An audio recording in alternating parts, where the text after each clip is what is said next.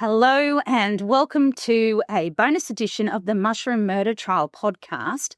This episode is going first to my newsletter subscribers. So if you'd like to get more material before anyone else, just go to my website, mushroommurdertrial.com. Now, what I'm going to be doing today is reading the transcript from the 12th, and it is Erin's barrister, Mr. Mandy, and they're going through their final cross-examination. Now, we're going to talk today about mushrooms. In the period of 12th of June 2021 to 19th of December 2022, how many months of wild mushroom picking are available? Erin, well, there's really only one season, so the autumn of 22, March, April, and April, May. And how often had you been picking wild mushrooms in those months? Erin, at most a handful of the times, maybe not even that much. And otherwise, in those 4,000 pages of signal messages, how often did you inform Simon Patterson about what you were preparing for your own meals? Erin, almost never. And why was that, Mr. Mandy?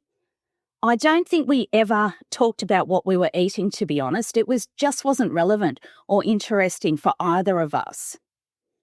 You were asked some questions about your Facebook friends' discussions. That's Mr. Mandy. Erin replies, yep. And it was suggested to you that there were 600 pages of discussions between you and your Facebook friends. Erin, yes.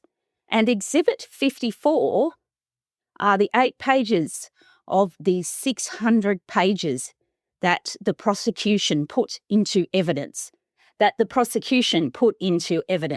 Erin, yes.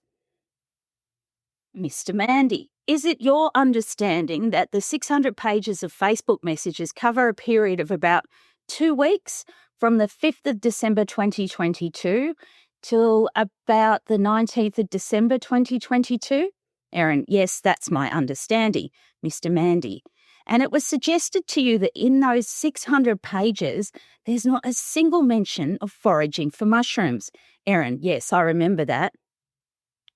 Mr. Mandy, how productive is December for foraging mushrooms? Erin, it would be incredibly unproductive. Mr. Mandy, did you ever forage for mushrooms in any December? Erin, no. Mr. Mandy, you were asked some questions, and were you for the majority of that December? So for about half of that, I was in New Zealand with, you were asked some questions, and where were you for the majority of that December? That's Mr. Mandy. Erin answers, so for about half of that, I was in New Zealand with my children. Now, you were asked some questions about your daughter's ballet lesson. Yes. Dr. Rogers asked you these questions, quote, you didn't need to go home and pack your daughter's ballet bag, correct? And you answered incorrect. And then she said, your daughter did not even have ballet on Mondays, did she? And your answer was, quote, she did. She had a rehearsal that afternoon and Simon had to cancel it. Quote, where do you say the rehearsal was? Quote, I don't remember where it was, but it was a rehearsal for an upcoming mid-year concert.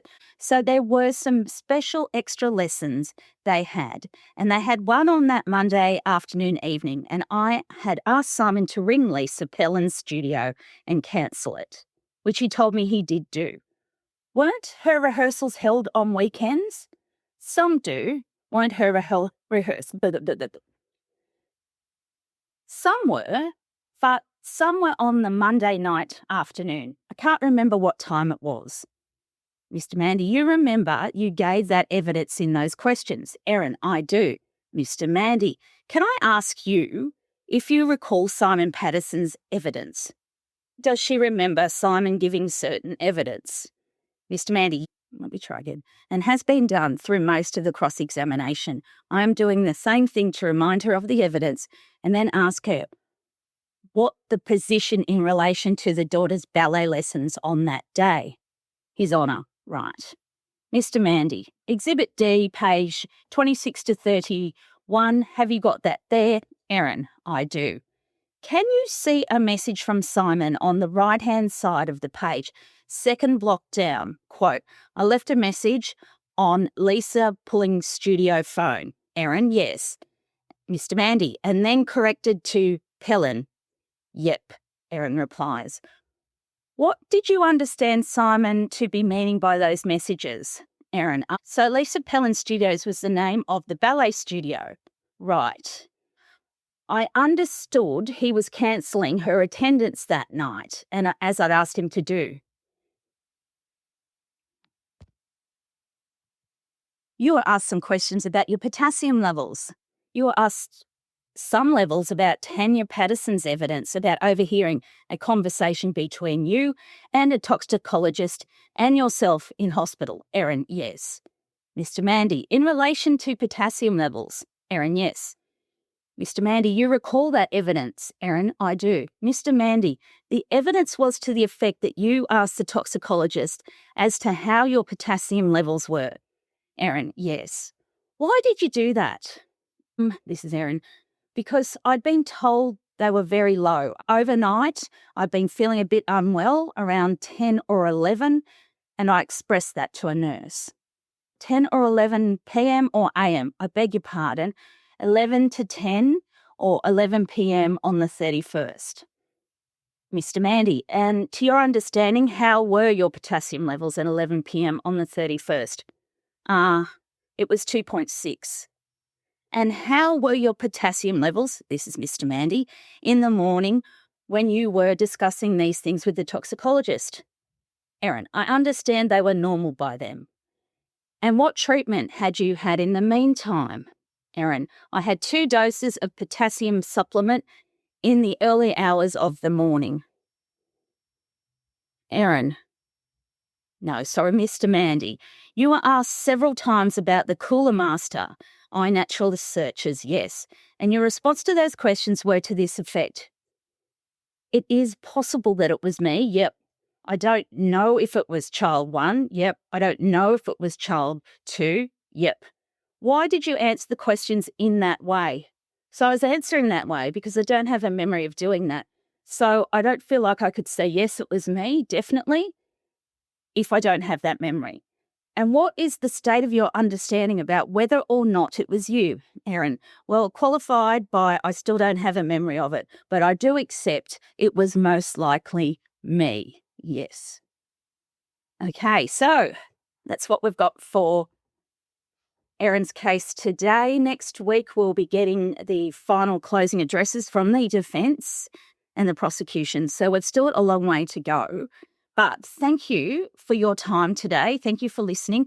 Let me know what other content you want as well. I'm more than happy to chat to you about that because I really appreciate you carving out this space for this story. But thank you. And make sure you sign up for the newsletter if you haven't yet, if you want to get things first. It's mushroommurdertrial.com. It's free. And it's not often you get something for free in this world. And please make sure you subscribe to this podcast and leave a review because I've got a few gremlins out at the moment who are not very happy with me leaving negative reviews. And they're actually people who know me in real life. So I don't think they're a good assessment of what this podcast is all about. So if you could leave a review, that would be fabulous. Anyway, have a wonderful weekend. I will more than likely talk to you Monday morning. Thank you. Bye.